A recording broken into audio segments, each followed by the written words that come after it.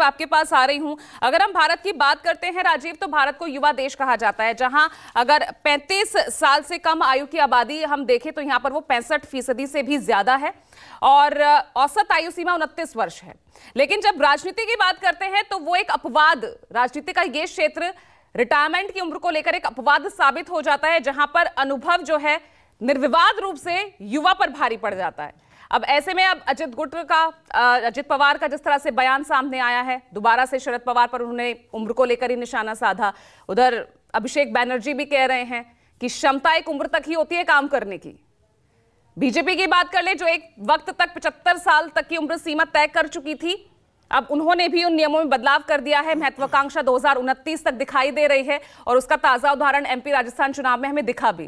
तो आपका आकलन क्या कहता है, अनुभव ज्यादा जरूरी है या युवा पीढ़ी को, उसकी क्रिएटिविटी को, उसकी नई सोच को आगे बढ़ाना जरूरी है?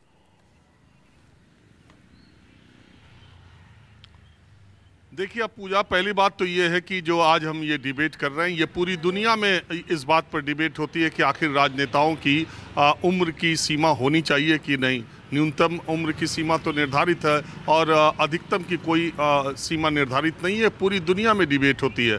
मैं इसके कुछ दिलचस्प पहलू भी आपको बताता हूं। लेकिन पहली बात ये, आज जो हम डिबेट कर रहे हैं ये दो नेताओं के ताज़ा बयान की वजह से कर रहे हैं। एक अजीत पवार ने बयान दिया जो अपने चाचा को अपरोक्ष रूप से, अप्रत्यक्ष रूप से अपने चाचा को उन्होंने इसमें, उसका नाम तो नहीं लिया लेकिन जिक्र शरद पवार का है जो 84 साल के हैं। दूसरी तरफ अभिषेक बनर्जी ने अपनी बुआ को यानी ममता बनर्जी की तरफ इशारा किया है। ये दोनों अपने अपनी पार्टी के नेताओं के भतीजे हैं और अगर भारत की राजनीति में आप देखें तो अजीत पवार निश्चित रूप से बहुत लोकप्रिय नेता है और ज़मीन से जुड़े हैं और कार्यकर्ताओं से जुड़े हैं, उनका एक प्रभाव है। लेकिन अजीत पवार माइनस शरद पवार शायद कुछ भी नहीं है। जो कुछ भी आज वो है वो शरद पवार के भतीजे हैं, इसलिए अजीत पवार हैं, और ममता बनर्जी के भतीजे हैं अभिषेक बनर्जी, इसलिए आज अभिषेक बनर्जी हैं। नहीं तो अपने आप में ये क्या होते, ये कहना बड़ा मुश्किल है। भारत की सियासत में आपको उदाहरण देता हूं, प्रकाश सिंह बादल 95 साल तक रहे, उनके बेटे सुखबीर सिंह बादल तकरीबन बुजुर्ग हो गए तब उनका निधन हुआ तो पार्टी की कमान उनके पास आई है। सुखबीर बादल ने कभी ये बात नहीं कही होगी, वो उनके पिता थे।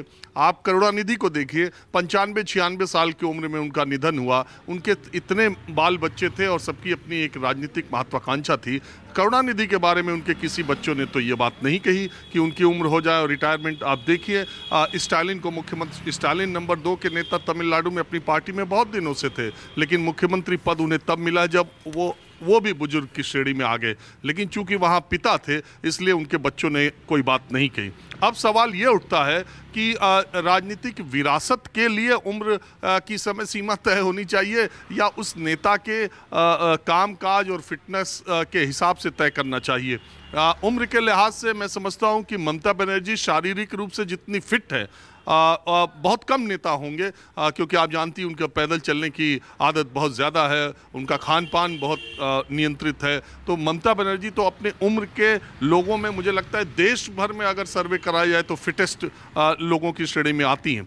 अब सवाल ये उठता है कि अगर आप दुनिया भर में देखें, आपको मालूम है महातिर मोहम्मद मलेशिया के जो प्रधानमंत्री करीब करीब 22 सालों तक थे, वो जब 2018 में उन्होंने मलेशिया के प्रधानमंत्री पद की शपथ ली तब उनकी उम्र 92 साल थी, 92 ईयर्स। आपको मालूम है अभी इंडोनेशिया में फरवरी में चुनाव होने जा रहे हैं, वहाँ मुकदमा हुआ था इस बात पर कि अधिकतम सीमा क्या होनी चाहिए, लेकिन वहाँ की कोर्ट ने कहा न्यूनतम सीमा तो हो सकती है, अधिकतम सीमा नहीं हो सकती है। ये डेमोक्रेसी में और खासकर जहाँ चुनाव होना है और लीडर की वर्किंग इफिशियंसी, उसकी मेंटली और फिजिकली फिट होने की दशा क्या है, ये ज़्यादा इम्पॉर्टेंट है।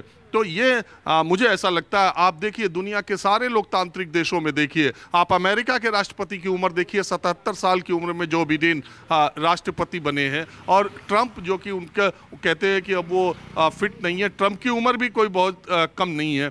तो अभी 81 साल की उम्र में अभी 6 महीने बाद हो सकता है कि जो बिडेन फिर से राष्ट्रपति पद के उम्मीदवार बन जाए। अभी आपने हेडलाइंस में पढ़ा कि शेख हसीना बांग्लादेश से फिर प्रधानमंत्री बनेगी। शेख हसीना मुजीबुर रहमान की पुत्री हैं, 76-77 साल उनकी उम्र है, अब वो प्रधानमंत्री पद की शपथ लेंगी। तो ये लोकतंत्र में जनता तय करेगी कि नेता कौन फिट है कौन नहीं है, और या तो उसकी पार्टी फिट करेगी, पार्टी उसकी तय करेगी कि किस नेता को आगे बढ़ाना है।